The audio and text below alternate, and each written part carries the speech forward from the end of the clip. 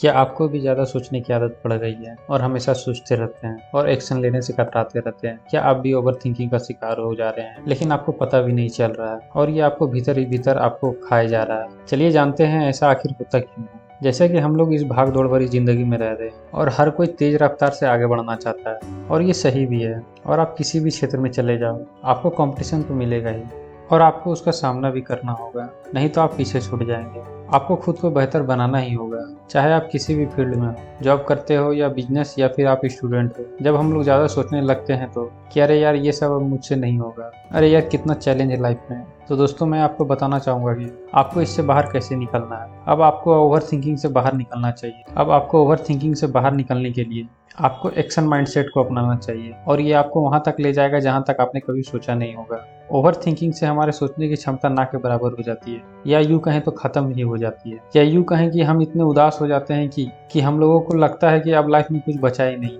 और जब हम अपने एक्शन माइंड को अपने इस ओवर थिंकिंग से बाहर निकाल के अपने एक्शन माइंड की ओर ट्रांसफर कर देते हैं तो ये आपको कुछ अच्छा सोचने के लिए प्रेरित ही नहीं करता, बल्कि आपके लिए कुछ अच्छा करने की शुरुआत भी कर देता है। और यह तब तक चलता है जब तक कि आप अपने गोल या लक्ष्य को पा ना ले। एक्शन माइंडसेट जब हमारा काम करने लगता है तो वो अपने गोल पे इतना ध्यान दे देता है कि बाकी सभी मुश्किलें आपको छोटी लगने लगती है।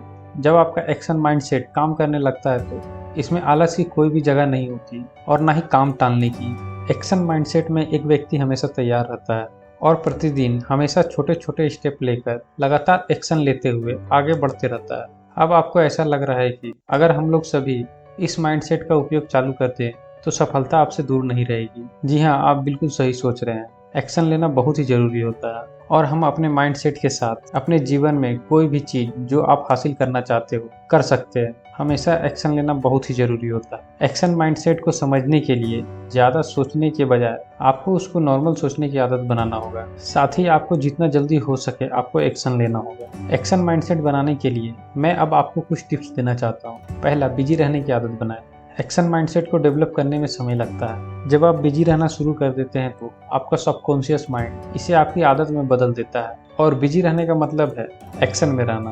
बिजी रहने के दौरान आप रेस्ट का टाइम निकाल सकते हैं, क्योंकि आपकी बॉडी और माइंड को रेस्ट चाहिए होता है, तो आप बीच में कुछ समय का ब्रेक ले सकते हैं। दूसरा, आप अपने समय को विभाजित करते हैं अपने काम के अनुसार। आप अपने अनुसार आप क्या करना चाहते हैं दिन भर में उसकी एक लिस्ट बनाइए और रोज के रोज उसे पूरा करने की आदत बनाइए, जिसे टू डू लिस्ट भी कहते हैं।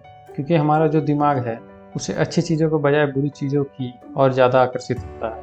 तो जब हमें पता होगा कि हमें क्या करना है तो हम एक्शन भी सही चीज़ों के लिए लेंगे, ना कि बुरी चीज़ों के लिए। तीसरा, हमेशा चैलेंजेस लेने के लिए तैयार रहिए। एक्शन माइंडसेट को पाने के लिए समय लगता है। टू डू लिस्ट एक बहुत ही अच्छा उदाहरण है, जिसे जैसे जैसे आप अपने रोज के कार्यों को पूरा करने लगते हैं तो उसमें कुछ छोटे मोटे चैलेंजेस भी आते जाते हैं, जिसे हम पूरा करने के बाद खुशी महसूस करते हैं। और जब हम एक्शन को उसी चैलेंजेस में शामिल कर लेते हैं तो लंबे समय तक उस आदत को बनाए रख सकते हैं।